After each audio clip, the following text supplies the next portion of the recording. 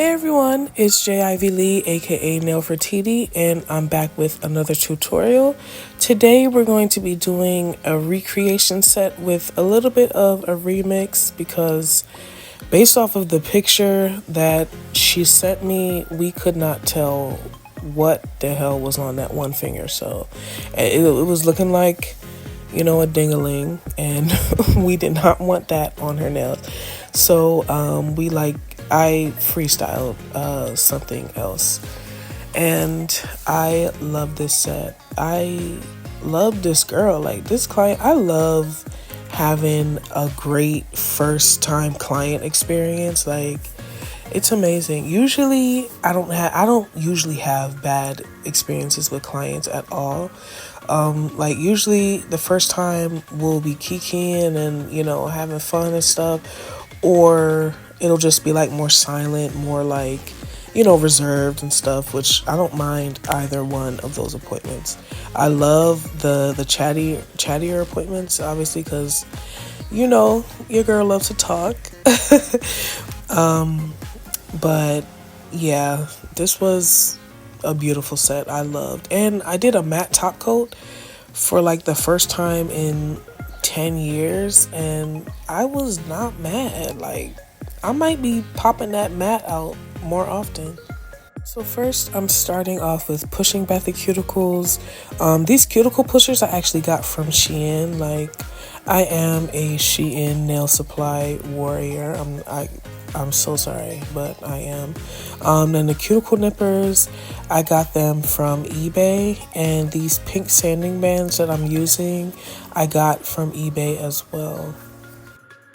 So y'all, I am so excited to announce that I have finished shooting my commercial.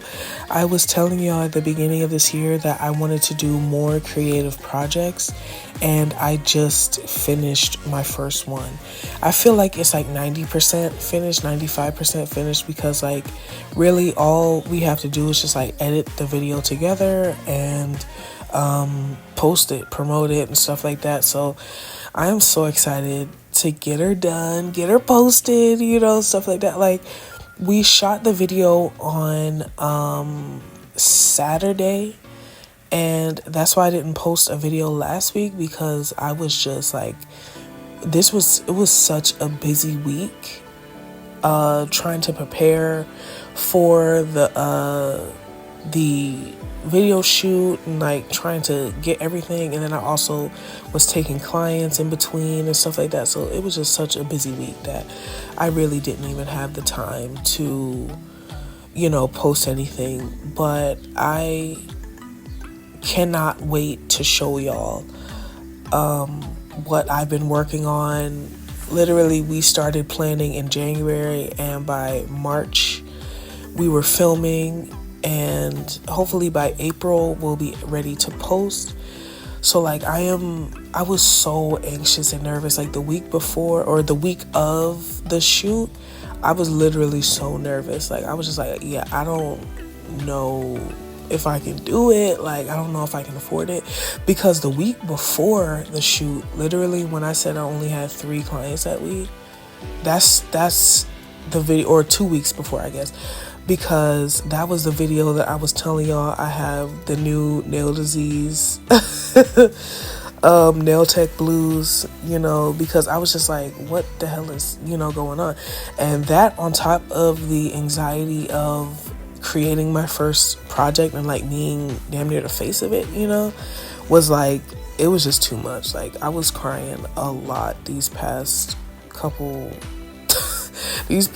weeks. But yeah, I'm just excited to show y'all everything that I've been working on. Like, I feel like it's been such a long process, and it's taken a lot of hard work, a lot of long hours, and I'm just so excited to show y'all the end result. I got these extra long nail tips, non-C-curve tapered square from eBay. Y'all know how much I love these. And as you can see, I have a new nail file. Yes, I switched from getting 100 180 grit nail files to 80 grit nail files. I don't know what signaled the change, but I was like, I just want something a little bit more coarse, and hopefully it'll be a little bit more sturdy, because I got these nail files from Shein, the same place where I got the black 100 180 files, and I love the 80 grit files so much better. And like, they're not cutting my clients at all, because I know how to wield a file, you know.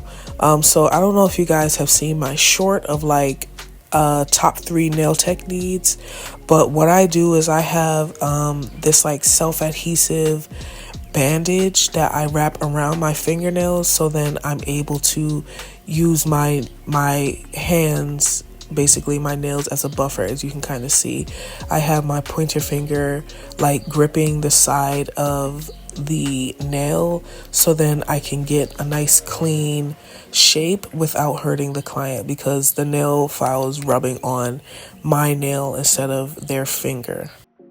So now I'm using Mia Secret Dehydrator and Primer, Young Nails Protein Bond. I apply that one layer. So I do 2 layers of dehydrator, 1 to 2 layers of dehydrator, depending on the nail. 1 layer of the primer, and then 1 layer of the Young Nails Protein Bond. I do that right as I'm about to apply acrylic to each nail. I use Mia Secret monomer. And for the acrylic powder, I'm using Valentino Beauty Purist Classic Nude. Y'all know this is absolutely my favorite nude cover powder like ever. And so these nails that I'm doing are super freaking long. So how I apply acrylic to the like long ass nails, like I try to do 3 to 4 beads, but I just use big ass beads like the entire time. I like to use one nice big bead for the first bead to go all the way down the nail, a nice wet bead to go all the way down the nail, a big bead in the middle for the second bead to start to create that apex. And sometimes when you use a big bead, like it kind of gets thick towards the very end of the tip, you know, where I'm brushing it down, it gets thick towards the end of the tip. So that middle bead I use to try to fill that boating, and then start to create an apex and like lay the acrylic smooth. Make sure it's not like thick in the middle and then lopsided on the sides or anything like that. And then I use a big cuticle bead to further solidify that apex. And then sometimes if the tip is too thin, I'll go back in, or it's like boating really bad. You know, boating is when you look at the nail from the side and it's like high point from the apex and then dips in, and then it goes back up higher towards the tip of the nail.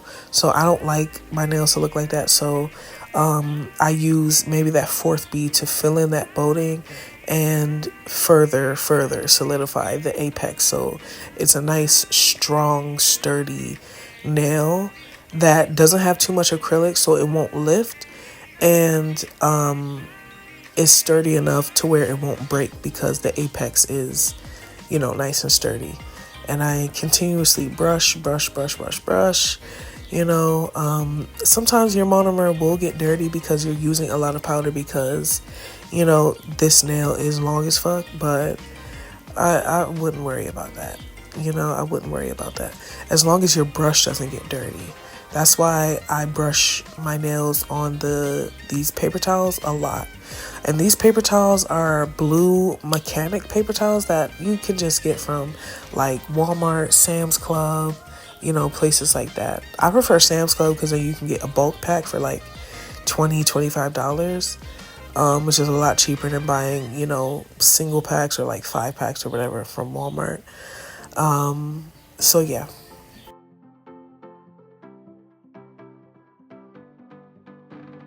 I really just love how like I applied I love long nails because I feel like those really show if you are good with your application or not. Like long nails, I feel like application will take, like a good 30 minutes to like maybe an hour or something, depending on how long the nails are. But the rest of the process will take like 30 minutes to like e-file, shape with the hand file, buff, and be done. Like that part will be fast, but like application, you have to take your time with the application because like it if you butcher the application, then the rest of the service is gonna just be so long. And then like I don't know, like it's just not the best, especially when it comes to like nail design, especially if it's like lumpy down, like it's just, yeah, take your time with the application for real. I always had, like, I put it in my policy, nail sets can take any time from like 2.5 hours to 5 hours. And I make sure to put that disclaimer in there because my nails look good, period. And that doesn't take 30 minutes. If you want 30 minute nails, then that's why you go to the regular nail salon. If you want great nails that you get structure, you get apex, you get clean, you get, what I'm saying, like all the good things of nails, you get a proper length and everything. Yeah, you get retention. That's gonna take some time. So I don't know if y'all saw the Gerard Carmichael reality show on HBO Max. That man, like, I was shocked seeing that because it was just not giving his personality that I've seen in movies. Obviously, he's acting, so it's not going to be the same personality as his real personality, but it just was not giving that. So, like, I was a little shocked to, like, see the real him, but, like, I will be tuned in. There's only one episode, and right now it's pretty much going viral on TikTok because Gerard Carmichael basically confessed his love, or like he has a crush on Tyler, the Creator, and they were really, really close. But he admitted that he had a crush on Tyler, the Creator, and he's been harping on that crush for over a year. Like, would you get over it? You know what I mean? Like, get over it. Like, it literally reminds me of my one friend who had a crush on a guy, and then literally about the same amount of time, well, it was less than a year. So less than a year, she was harping on this crush, and then the crush ended up liking her friend, and then she got mad and then stopped being friends with that friend, because the crush ended up liking her and was pursuing her. Like, you get your feelings hurt when you have a crush and then create this reality in your head that this crush is your person, when it's just like they're their own person, they're gonna do their own thing, and they're gonna, you know what I'm saying, like they're gonna do the things the way they want to do it. Like, if they want to see how it goes with you, the person that you have the crush, then okay, that's what they're gonna do. But if they are like living in their own reality and they're like, yeah, no, I don't like you like that, like I just want to be friends, but I like this other girl, and then they pursue that other girl, like you're gonna end up getting your feelings hurt because you harping on a crush that told you, I just want to be friends. And Tyler told him, I just want to be friends. Like, what the fuck? Like, what? Like, your crush is your problem. Like, don't make that someone else's problem. Like, that's not fair to them. Like, that's literally what men do. Like, they'll like, that's such a cishet man problem. Like, the girl in New York just died because she rejected a man's advances, and he probably had in his head that, oh, I'm gonna come on to her and she's gonna give me her number and then we're gonna have sex, be in a relationship, da da da. Like, in that minute, or in those couple minutes that he saw her, he created this fantasy in his head where he feels like he was like he was 100% in the right to have that fantasy. And like when she denied him that reality, he ended up stabbing her. Like we have to get out of that. Like the friend to like boyfriend, girlfriend, like the friend to dating trope that we see a lot in movies is so dangerous. And I feel like that's what we see happen with the Gerard Carmichael. Like on the lower end, that's what happens. You know, you just get your feelings hurt. But on the higher end, people literally be dying over that because like they feel like they have access to people.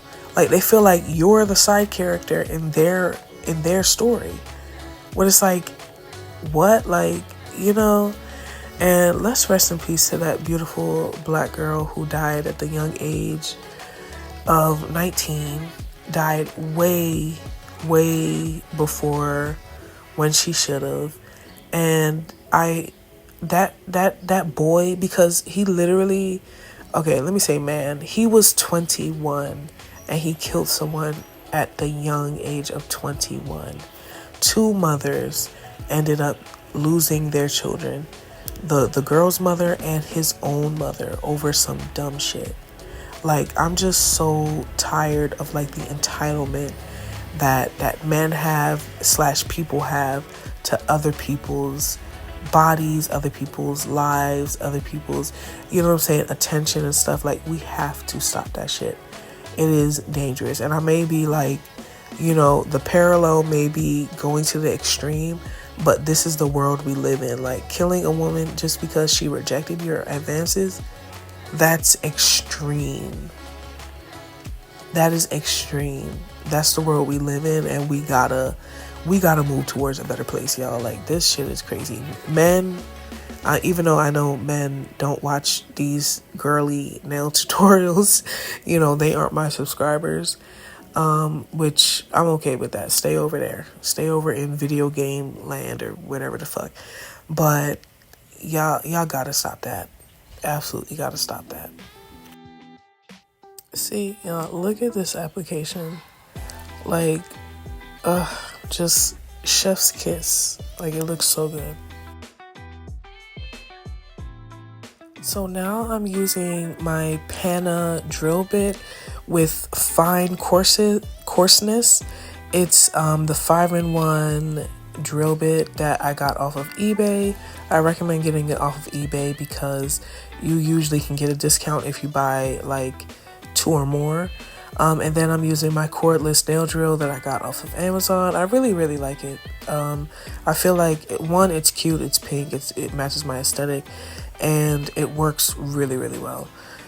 So how I'm filing the nails, I like to go down the body of the nail, basically start down at the bottom of the nail, trying to smooth it out. Then I go around the cuticle and go around the top of the nail to, you know, fix the apex, smooth out the apex. Then I file underneath the nail, just to make sure to thin out the tip and to make sure I have like no acrylic stuck up under there. So yeah, that's what I do. Go over the body, then go towards the top of the nail, then I file underneath the nail, basically.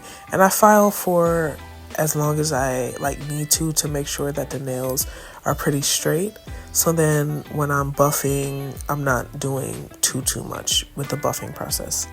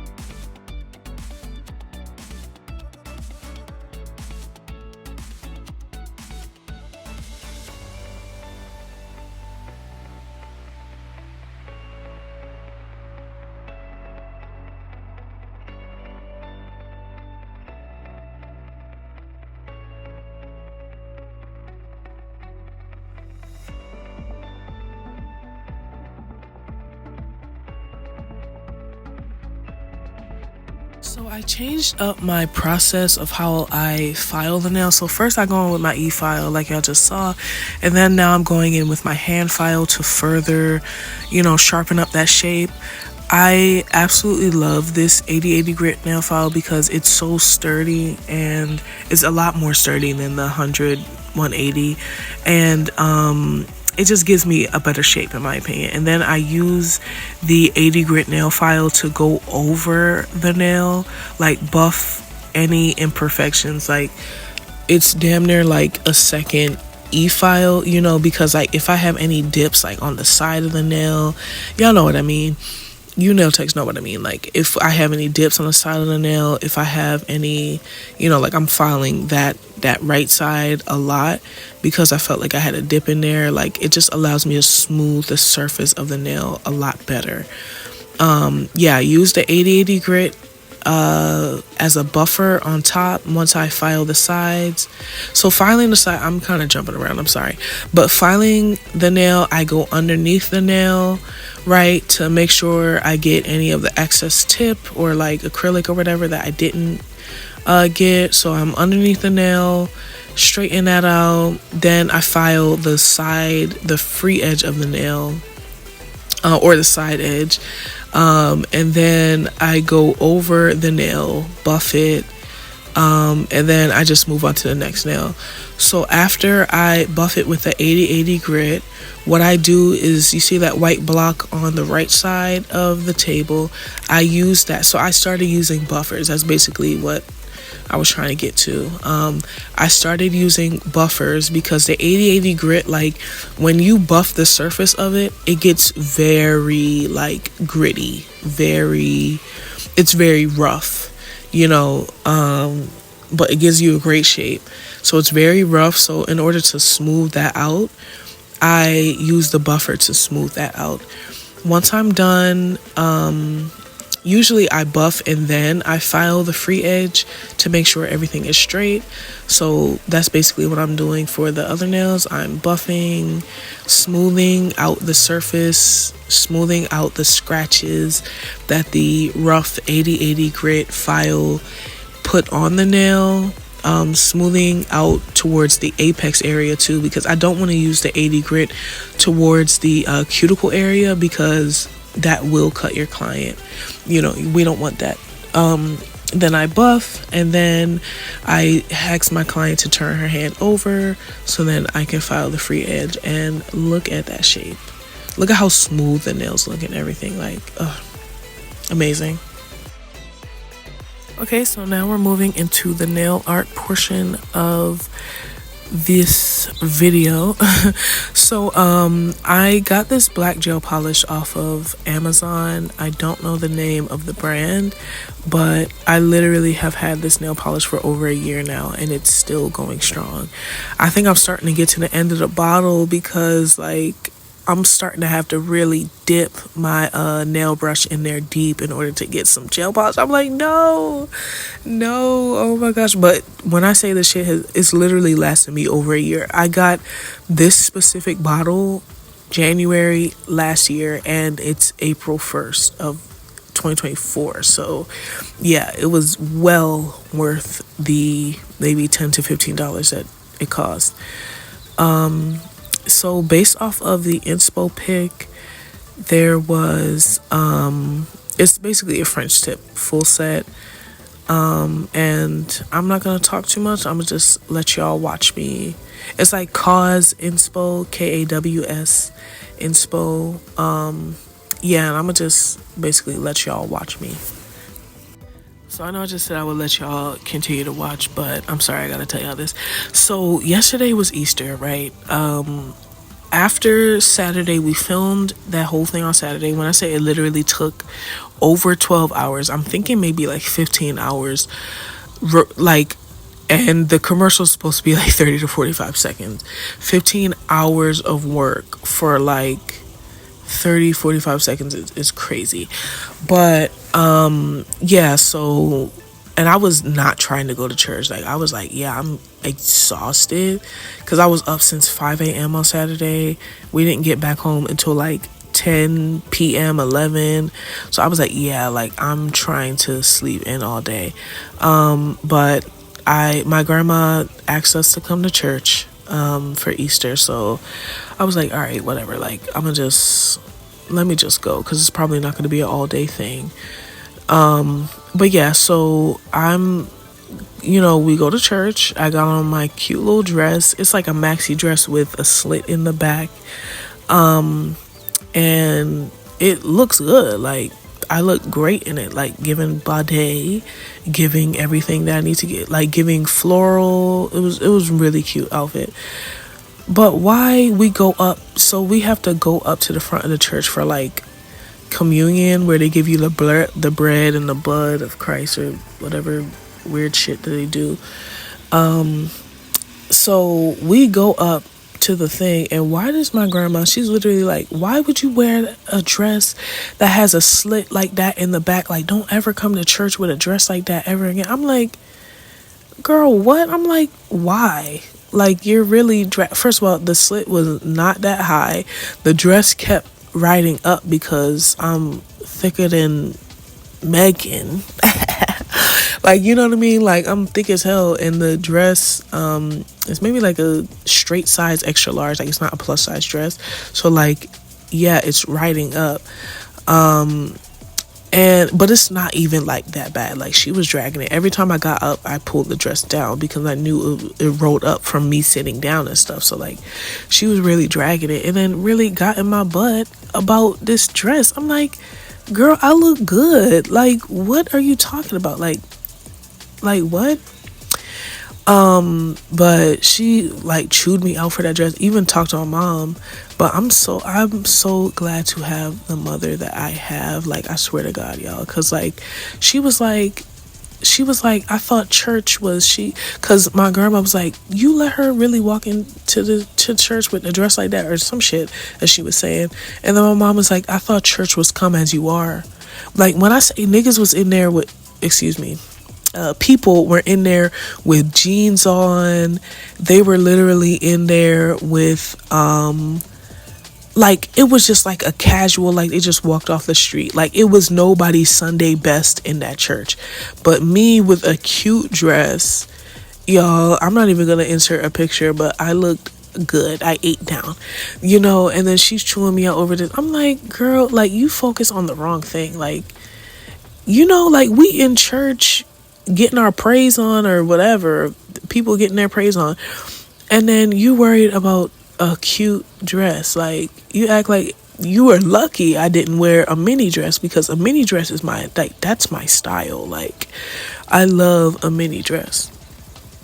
But whatever, like, I'm not even pressed about it, and I'm so glad that my mom defended me at that time, because so many mothers would just let their children hang out to dry.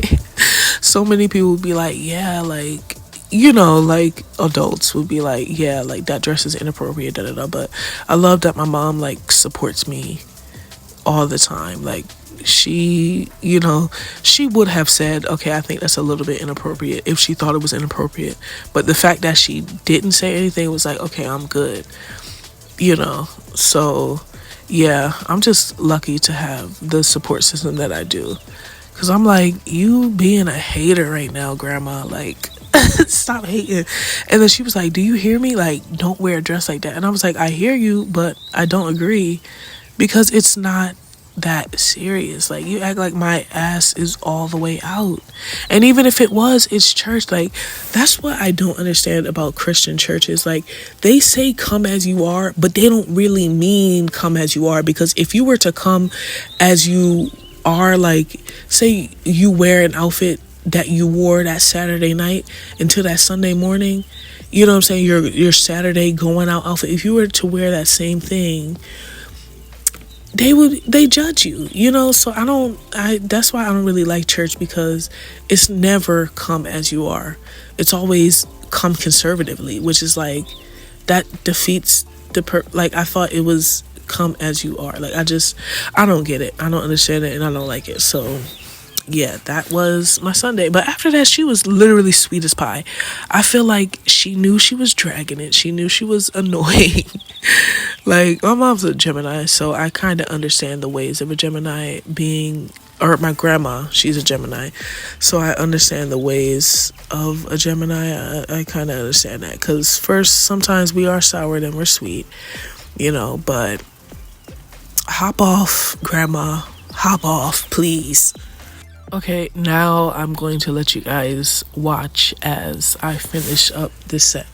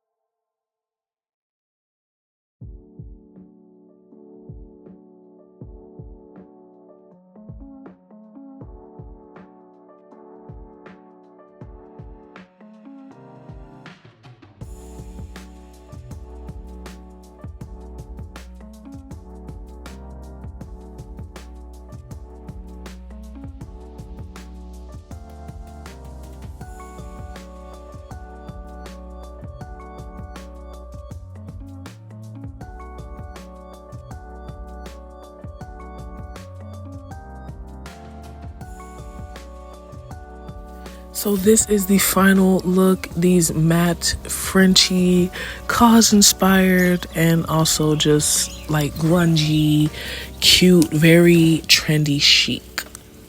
Once again, y'all, thank you so much for tuning into this tutorial. I hope you guys liked it as much as I loved creating it for you. Please like, comment, subscribe, and share with all your friends if you like this video, and I'll see you guys next week. Bye.